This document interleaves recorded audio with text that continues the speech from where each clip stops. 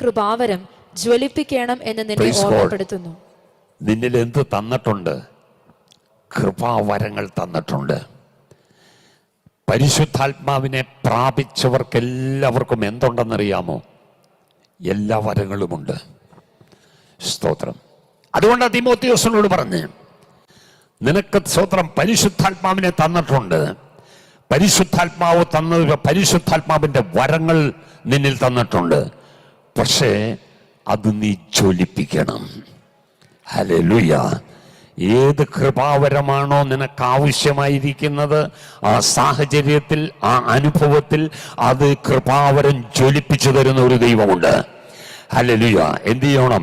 ഈ കൃപാവരങ്ങൾ ജ്വലിപ്പിക്കണം. 2 തിമോഥെയോസ് 1-7 വായിക്കുമ്പോൾ, ഭീരുത്വത്തിന്റെ ആത്മാവിനെയല്ല, ശക്തിയുടെയും സ്നേഹത്തിന്റെയും സുബോധത്തിന്റെയും ആത്മാവിനെ അത്രേ ദൈവം പരിശുദ്ധാത്മാവിനെ നമുക്ക് തന്നിട്ടുണ്ട്. ആ പരിശുദ്ധാത്മാവിൽ എന്തൊക്കെ കാര്യങ്ങൾ പരമേൽപ്പിച്ചിട്ടുണ്ട് അവിടെ എഴുതിയിരിക്കുന്നു. 1 ശക്തി, 2 സ്നേഹം, 3 സുബോധം.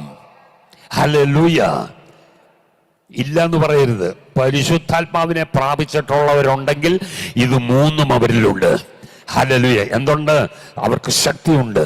പരിശുദ്ധാത്മാവ് ഒരു വ്യക്തിയായിരിക്കുമ്പോൾ തന്നെ പരിശുദ്ധാത്മാവ് ഒരു ശക്തിയുമാണ്. ഹല്ലേലൂയ. ശക്തിയില്ലാത്ത വ്യക്തിയല്ല, വ്യക്തിത്വം ഇല്ലാത്ത ശക്തിയുമല്ല പരിശുദ്ധാത്മാവ്. അങ്ങനെയെങ്കിൽ ഒന്ന് മനസ്സിലാക്കണം. പരിശുദ്ധാത്മാവിന്റെ ശക്തി, 2 സ്നേഹം, 3 സുബോധം. ഹല്ലേലൂയ. ഇത് 3 എന്തുണ്ട്? സ്തോത്രം. നമ്മെ പരമേൽപ്പിച്ചിരിക്കുന്ന കാര്യമാണ്.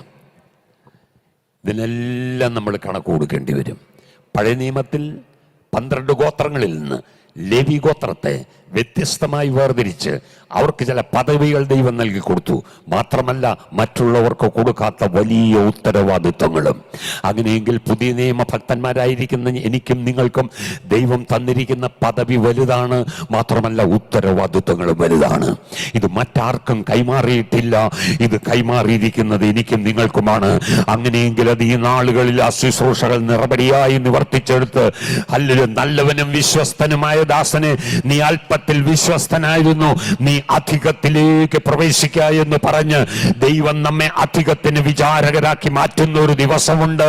അന്ന് സന്തോഷിപ്പാൻ ഇടയാകത്തക്കവണ്ണം ഇന്ന് പകൽക്കാലം കേട്ട വചനത്തിന് മുമ്പിൽ നമുക്കൊരു നിമിഷം ഒന്ന് സമർപ്പിച്ചു കൊടുക്കാം.